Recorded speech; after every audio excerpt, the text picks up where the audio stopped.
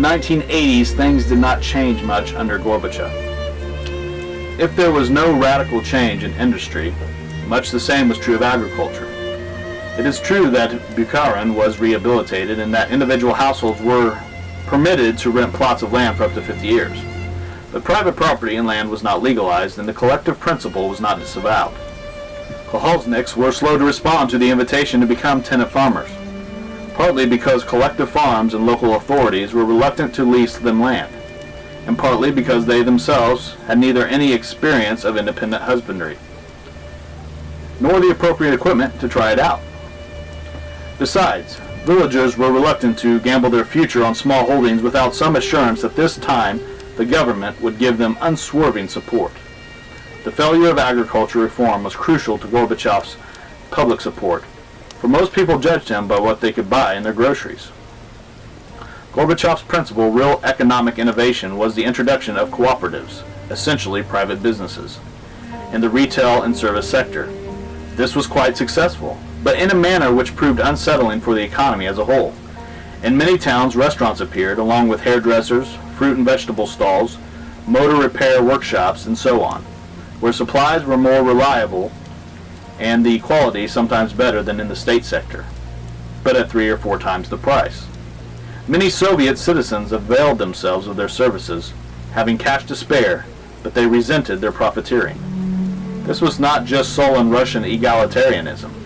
Cooperative traders were operating in conditions of scarcity and could therefore get away with charging high prices. They also exasperated that scarcity by entering into deals with officials in the material technical supply sector of the official economy. Such deals had always been necessary to keep the planned economy lubricated. Some cooperatives were former underground enterprises emerging into the light of legality, but keeping their old connections. In short, the new private economy conspired with the old Salatic official one to aggravate the shortages and to profit by them. As shortages got worse, people began to hoard supplies of everything non-perishable, creating a vicious circle. By 1990, some staple items like sausage meat, cheese, and soap had to be rationed in some cities, an indignity not inflicted since the immediate post-war years. So as we look at the agricultural problems of the Soviet Union, one might argue that they were simply circumstantial and that there was bad weather, bad fertility, bad planning, bad science, bad leadership. However, the fact that this was a problem for the Soviet Union from the beginning, throughout the 1920s into World War II, which was only sustained by the private farms of people and their profiteering, by the problems they held in the 50s and 60s and into the 80s. It seems to be a consistent problem with collective farming. In fact, there were several times that the Soviet Union came to America for help with its agricultural problems, either in teaching them, helping them understand how to do it better, or in just asking for help and importing the agriculture themselves.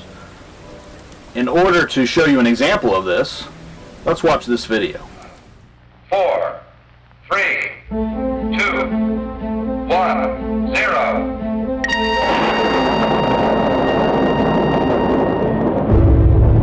House number 1 as the blast hits it. In the heart of the Cold War, Tremendous glare of the fireball. Americans lived in fear of nuclear annihilation.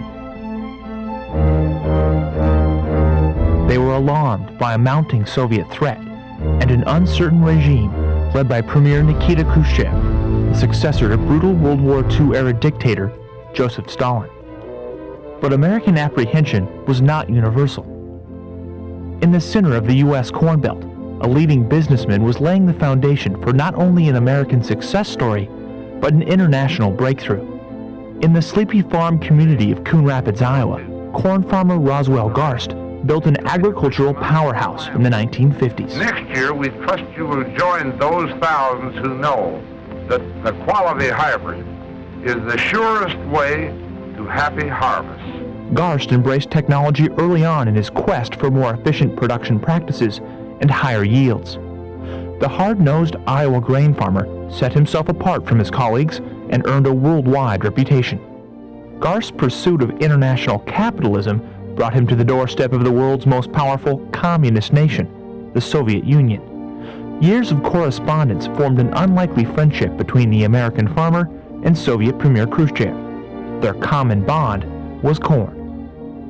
Khrushchev's fascination with U.S. agriculture and an open invitation from a Des Moines Register newspaper editorial inspired the gregarious Soviet leader to personally visit America and its tall corn state in 1959.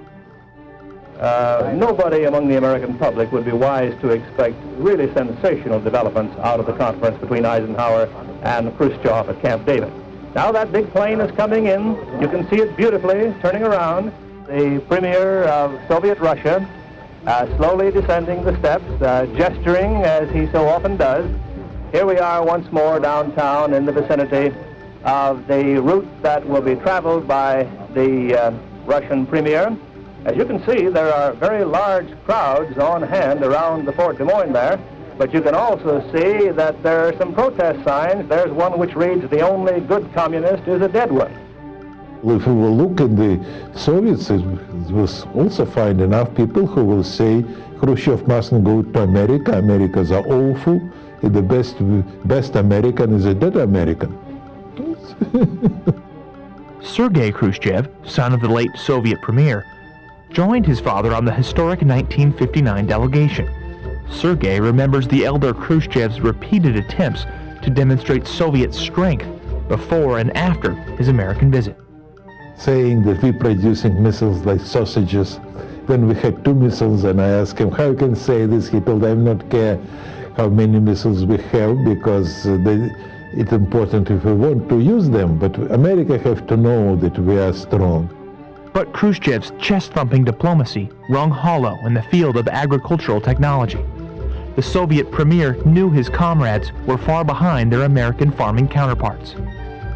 The Russian entourage paid visits to a nearby packing plant and the experimental farms at Iowa State University, where antibiotics were cutting-edge swine technology.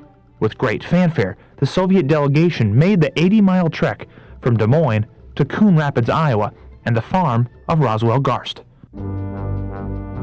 Under the watchful eyes and cameras of hundreds of journalists, Garst gave Khrushchev a no-nonsense tour of American farming practices.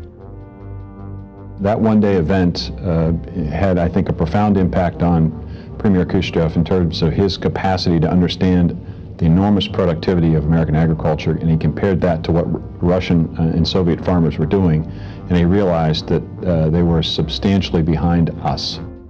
He was a man who kind of told it like it was, and apparently Khrushchev liked that. He admired people who were willing to sort of say their piece and stand up to him. I don't know if he admired them so much if they were from the Soviet Union. I must say that you are a very wise and intelligent people in this part of the country, but we must also admit that God has helped you quite a bit. That's right, he's on our side. Он на нашей стороне, right? Земля хорошая? Нет, soil. Вы что, думаете, только вам Бог помогает, а нам не помогает? You mustn't think God is helping only you. Нам Он больше помогает. He's helping us too. You tell him, we have a saying in the United States, he likes to quote sayings. The Lord helps those who help themselves. He asked Mr. Garst, how many people working on your farm? And he told me and my sons. And he asked, how many sons you have? He told, 4, and they are as strong as I am. And my father looked at them and told, in our collective farm it will be at least 60 people need to work on this. The plain-speaking farmer and the Russian leader made worldwide headlines tromping through the Iowa countryside, pushing aside droves of reporters in their path. At one point, Garst famously threw silage at a photographer. He wanted to show Khrushchev how to raise corn and feed it to cattle. That's what he wanted to do. And he found the press and the attention a huge bother. He was really on the mission of helping Khrushchev grow food. I think Khrushchev thought it was okay. He brought along his own press corps to this event, because we think his real motive to come here was to convince his own people that it was okay to look at Western technology. Liz Garst, granddaughter of Roswell, was a young girl on that fateful September day in 1959. 50 years later, Liz and members of the Garst family invited a Russian delegation back to Coon Rapids in a celebration of citizen diplomacy. Sergei Khrushchev, now an American citizen and Brown University professor, was part of the Russian entourage that included a full agricultural delegation. The Garst farmhouse, now a bed and breakfast on the sprawling White Rock Conservancy, was the site for remembrance and reflection amongst a new generation of Americans and Russians. The meaning of that visit will become more and more important. 50 years in agricultural progress was clearly evident as the Russian leaders toured an Iowa ethanol plant, stood in awe of 30-plus row planters, And this kind of farm equipment will not be affordable to them. and feasted on what else but Iowa sweet corn. The technological and economic gap between American and Russian agriculture is still present in 2009. But back at the Garst farm, the picture of a long-thawed Cold War appears prominently as the visit's defining image. After Nikita Khrushchev's visit 50 years ago, the Soviet leader overextended his country on corn planting, an experiment that ultimately failed and contributed to his ouster in the mid-1960s. Garst's diplomatic legacy would later be carried on by his nephew, John Kristol, and Russian agricultural leader Viktor Lushenko. The Garst seed brand, long championed in the heart of the Corn Belt, was ultimately purchased by the Syngenta Corporation. And the town of Coon Rapids still claims Roswell Garst as its most famous citizen. I thought that he was a great person because he was the person who first, on one of the first, drilled a hole in the Iron Curtain from the American side. It was an agricultural story above all else.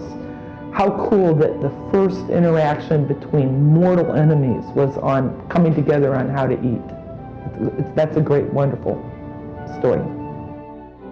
They thought about corn as the most promising kind of grain, and this is so. If now world produce roughly 2 billion tons of grains, different grains, 1/3 of this is corn. That means they knew what they have been doing. They've been right in their prognosis. While the passage of time has dimmed the memory of Garst and Khrushchev's historic visit, the lessons of agricultural diplomacy and what Garst called peace through corn are readily apparent half a century later. Roughly 5% of America's farmers produce 75% of our food and fiber. And they do that because they use science, they use technology, which I think is another important lesson that we seem to have carried over for the last 50 years. Thank you for joining me as we've discussed the Soviet agricultural problem. This has been Discussions on History.